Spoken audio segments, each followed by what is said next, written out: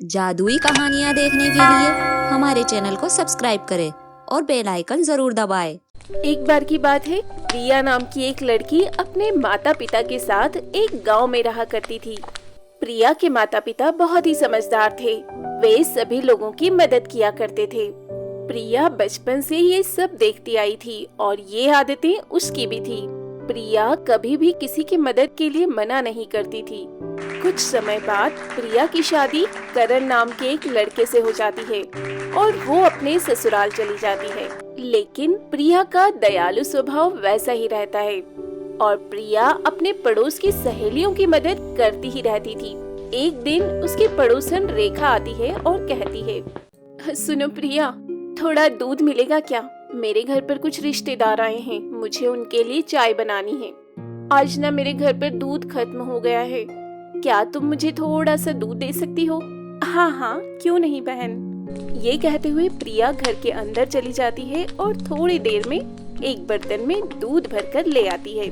दूसरों की मदद करने वाली आदत से उसका पति करण बहुत परेशान रहता था और एक दिन वो प्रिया से कहता है, अरे प्रिया, यह क्या?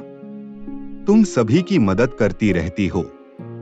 हम कोई अमीर लोग नहीं हैं जो तुम यूं ही किसी के भी मांगने पर उन्हें हर चीज दे दिया करती हो।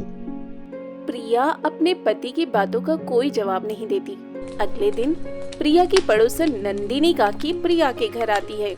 प्रिया बेटी, क्या तुम मुझे 1000 रुपए दे सकती हो? मुझे अपने लिए दवाई लेने जानी है। जैसे ही मेरे पास पैसे आएंगे मैं तुम्हें लौटा दूंगी। हाँ हाँ काकी, मेरे पास 1000 रुपए रखे हुए हैं, ये लीजिए।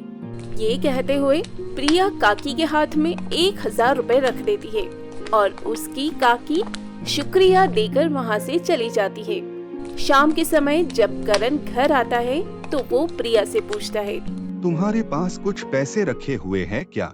करण के पूछने के बाद प्रिया उसे बताती है कि उसने 1000 रुपए पड़ोस की काकी को दिए हैं क्योंकि उन्हें दवाई लानी थी। ये बात सुनकर करण को गुस्सा आ जाता है और वो प्रिया से कहता है, प्रिया, तुम्हें कब समझ आएगा? अभी मुझे पैसों की बहुत जरूरत है। अगर तुमने वे पैसे काकी को नहीं दिए होते तो वो मेरे काम आ जाते। ये बोलते बोलते करण वहाँ से बाहर चला जाता है।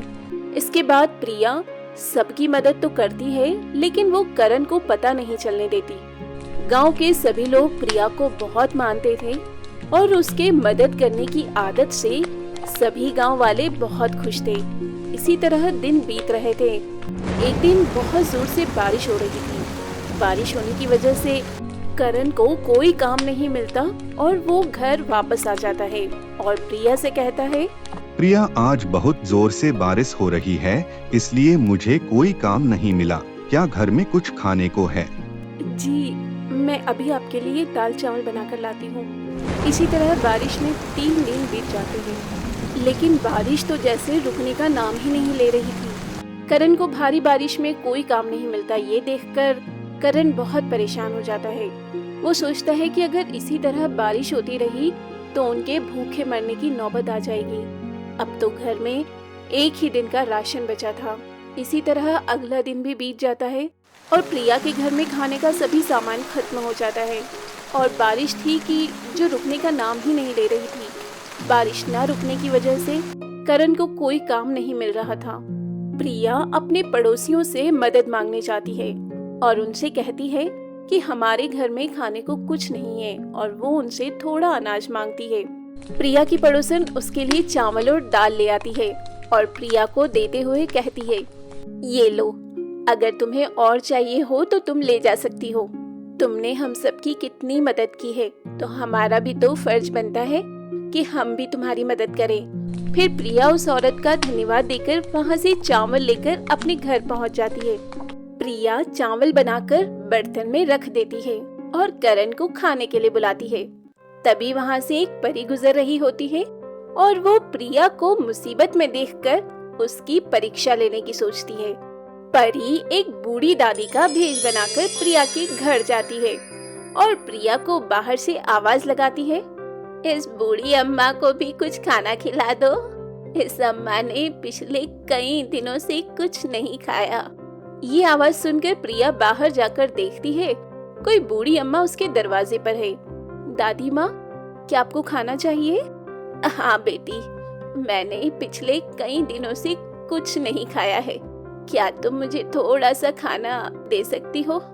ये सुनकर प्रिया घर के अंदर जाती है और एक प्लेट में चावल दाल डालकर बूढ़ी अम्मा के लिए ले आती है।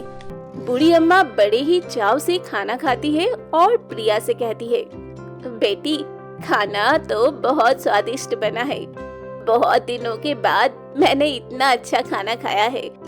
बेटी थोड़ा सा और खाना मिल सकता है क्या? हाँ क्यों नहीं माँ जी, मैं और खाना ले आती हूँ। प्रिया जैसे ही किचन में जाती है तो वो सोचती है कि अगर ये खाना भी बूढ़ी अम्मा को दे दिया तो उसके और करण के लिए खाना बचेगा ही नहीं। ये सोचते सोचते प्रिया बूढ़ी अम्मा के लिए और खाना ले आती है और बूढ़ी अम्मा पेट भरकर खाना खा लेती है। उतने में ही करण वहाँ आ जाता है और करण ये देखकर बहुत ज्यादा गुस्सा हो जाता है और वो किचन में जाकर सारे बर्तन जमीन पर फेंक देता है। जब बाहर खड़ी बूढ़ी अम्मा और प्रिया को पता चलती है तो प्रिया की आंखों में आंसू आ जाते हैं और प्रिया को रोता हुआ देखकर बूढ़ी अम्मा से रहा नहीं जाता और वो परी के रूप में आ जाती है और प्रिया से कहती है, प्रिया तुम चिंता मत करो, मैं एक जादुई परी हूँ और मैं तुम्हारी परीक्षा लेने आई थी और तुम ही दयालु लड़की हो। तुम्हारे घर में थोड़ा सा ही खाना था, फिर भी वो खाना तुमने मुझे खिला दिया। ये भी नहीं सोचा कि तुम और तुम्हारा पति क्या खाओगे। इस बात से मैं बहुत खुश हुई हूँ और मैं तुम्हें कुछ देना चाहती हूँ। ये लो, ये जादुई लाल जूते हैं, मैं तुम्हें देना चाहती हूँ। ये जादुई जूते तुम्हारी सारी परेशानियाँ दूर कर देंगे। तुम जो चाहो इनसे मांग सकती हो। इतना कहकर परी वहाँ से गायब हो जाती है। परी को गायब होता देख प्रिया बहुत हैरान हो जाती है और वो चुपचाप घर के अंदर उन जादुई लाल जूतों को ले जाती है। तभी वो देखती है कि करण किचन से अपने कमरे में चला गया है और प्रिया उन जादुई लाल जूतों से कहती है, हे जादुई जूते, मुझे जल्दी से अच्छा खाना दे दो ताकि मैं अपने पति को खाना खिला सकूं।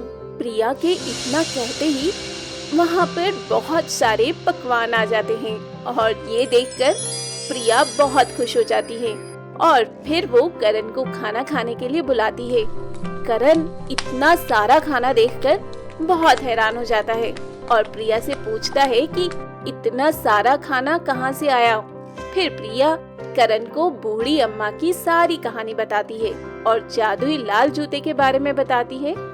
जादुई लाल जूतों को देखकर करण और प्रिया दोनों बहुत खुश होते हैं। अब तो प्रिया लोगों को भी तरह तरह के स्वादिष्ट भोजन खिलाया करती है और वो जादुई जूतों से एक बड़ा सा घर भी मांगती है और उसे एक बड़ा सा घर भी मिल जाता है। इसी तरह प्रिया के घर में कोई कमी नहीं होती। अब तो वो अपने घर पर किसी भी भूखे को खाली पेट नहीं जाने देती थी और अब प्रिया और करण हंसी खुशी अपना जीवन जीने लगते हैं।